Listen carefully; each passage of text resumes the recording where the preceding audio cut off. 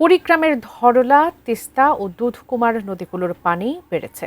কিছু কিছু স্থানে বিপদসীমার উপর দিয়ে প্রবাহিত হচ্ছে। এরই মধ্যে নিম্নাঞ্চল প্লাবিত হয়েছে। বন্যা আশঙ্কা করছে পানি উন্নয়ন বোর্ড।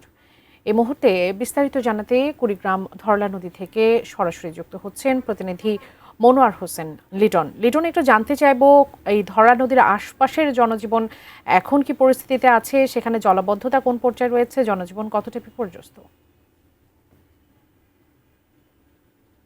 নদ নদীর পানি অর্থাৎ ধল্লা, তিস্তা, দুধকুমার যে আসলে নদীগুলি আছে সেই নদীগুলির পানি বর্তমান একেবারে স্বাভাবিক আছে, অর্থাৎ স্বাভাবিক যে আসলে প্রবাহ নদীর সেই প্রবাহে পরিচালিত হচ্ছে। তবে পানি উন্নয়ন বোর্ডের তথ্য বলছে আগামী 24 থেকে 48 ঘন্টার মধ্যে ধল্লা, তিস্তা, দুধকুমার যে নদী আছে সেই নদীর পানি কিছু ক্ষেত্রে বিপদসীমার কাছাকাছি এবং কিছু কিছু ক্ষেত্রে বিপদসীমাকে ছাড়িয়ে নিম্নাঞ্চল প্লাবিত হতে পারে এবং কিছু এলাকায় বন্যা পরিস্থিতি তৈরি হতে পারে। সেই তথ্যটি পানি উন্নয়ন বোর্ড বলছে।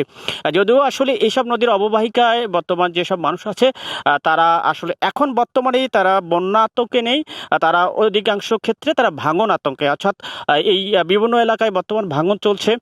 সেই ভাঙনে একেবারে অতিষ্ঠ হয়ে যাচ্ছে এই ভাঙন কবলিত এলাকার মানুষ। বিশেষ করে পানি উন্নয়ন বোর্ড চেষ্টা করছে সেই ভাঙন থেকে রক্ষা করতে এমার্জেন্সি যে জিও ব্যাগ দিয়ে আসলে সেই এলাকাগুলি প্রোটেকশন দেওয়ার জন্য।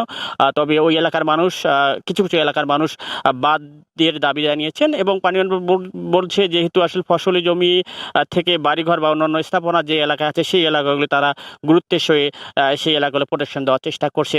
তবে আসলে এই যে আবারও যে বন্যার আশঙ্কা সেই অনুযায়ী এই এলাকার মানুষ আবারও আতঙ্কে আছে। যদি আসলে সেই বন্যাটা বড় আকারে হয় তবে এই এলাকার মানুষের বড় একটি দুর্ভোগ তৈরি হয়, সেই তথ্যটি আমরা জানি। এই ছিল কুড়িগ্রামে যে আসলে পানি উন্নয়ন বোর্ড বর্তমান যে আসলে বন্যার পূর্বাভাস দিচ্ছে তার সর্বশেষ তথ্য। তবে বর্তমান এই এলাকার মানুষের আপাতত বন্যা আতঙ্ক নেই, রয়েছে ভাঙন আতঙ্ক। এই ছিল সর্বশেষ।